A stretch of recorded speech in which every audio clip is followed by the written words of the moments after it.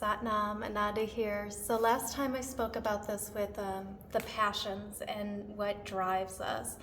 It does help at times when you have that person that knows you or is there to listen. Again, I mentioned an email about where therapists and life coaches are great for this stuff, but really those people that know you and can help to even ask those questions of what feeds that passion.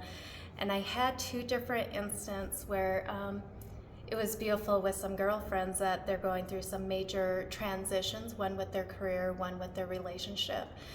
And what seems so insurmountable to have to deal with it, all of a sudden when that of the possibilities when you get to the other side and seeing yourself in that space, they just lit up. And that is a place that we started going from, okay, so we know that this is your truth, your path, your happiness. And always we have this of that of aging or that of our health and stuff like that of, will I always have this opportunity to do this? Or as we find out, the more we stay in that routine, the harder it is to get out. So with this, there is this saying about the Keystone habits, and when I first heard about this, it was so brilliant, and all of a sudden I'm like, this is how people change their whole reality. And you'll see this time and again with people where even from that relationship and all of a sudden they're going out and doing different things, or they left that job and they move somewhere else and all of a sudden they reinvent themselves.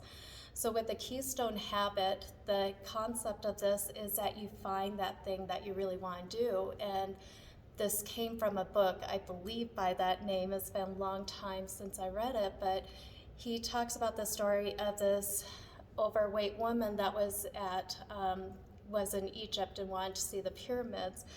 But because of her health and her weight, she wasn't able to do the hike to the pyramids.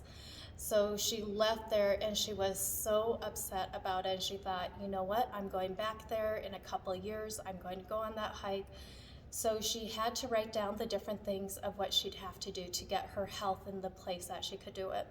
So she quit smoking. She started working out. As she's doing this, she's also eating better.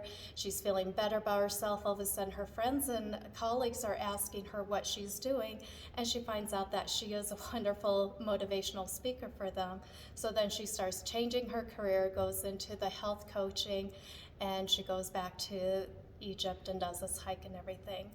So just like that, that one concept, that passion can start feeding all these other things, these saboteur things, these little hooks that we can get into, it can start removing them.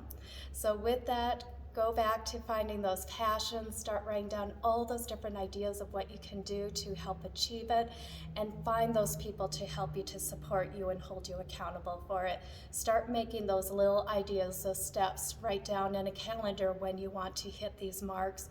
As you're doing this, even whether it is that of weight loss or if it's that of working out, start doing these different things of writing down how those shifts are happening so that you can start encouraging yourself and seeing those shifts as they happen, because a lot of times they're really incremental, and so we don't even notice it until we start looking at those things. Another great idea is doing one of those health questionnaires where you're at right now, or they have the happiness wheel. In fact, I will send out one of those wellness wheels to everyone on the next email, and that's a great way of gauging where you're at, have that of what your passion that you're wanting to work for, the steps that you're going to do it, and then in a month to two, maybe go back and check where those steps are and how your will is growing in it or not. Many blessings. Satnam.